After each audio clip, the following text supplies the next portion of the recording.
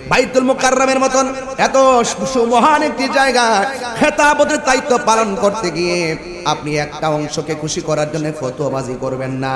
আপনি শুধুমাত্র কোন গোষ্ঠীর ইমাম, এই মসজিদের ইমাম নয়, আপনি কোন গোষ্ঠীর ইমাম হয়ে এখানে আপনি নিয়োগ হন নাই। আপনি সারা বাংলাদেশের সকল মুসলমানদের একটি প্রতিনিধিত্বের জায়গা আপনি কাজ করবেন। এই জন্য আপনি এমনভাবে কথা বলবেন না যে এইভাবে কথা বললে বিভাজন সৃষ্টি হবে।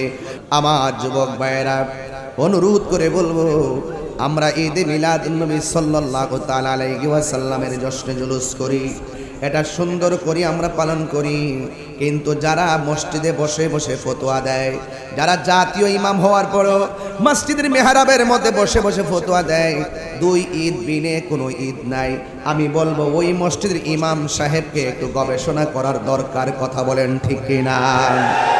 আপনি শুধুমাত্র কোনো গোষ্ঠীর ইমাম, এই মসজিদের ইমাম নয়, আপনি কোনো গোষ্ঠীর ইমাম হয়ে এখানে আপনি নিয়োগ হন নাই। আপনি সারা বাংলাদেশের সকল মুসলমানদের একটি প্রতিনিধিত্বের জায়গা আপনি কাজ করবেন। এই জন্য আপনি এমনভাবে কথা বলবেন না যে এইভাবে কথা বললে বিভাজন সৃষ্টি হবে। বাইতুল মুকাররমের মতন এত সুমহান একটি জায়গা খেতাবতের দায়িত্ব পালন করতে গিয়ে আপনি একটা অংশকে খুশি করার জন্য ফতোয়াবাজি করবেন না। আমি অনুরোধ করে বলবো,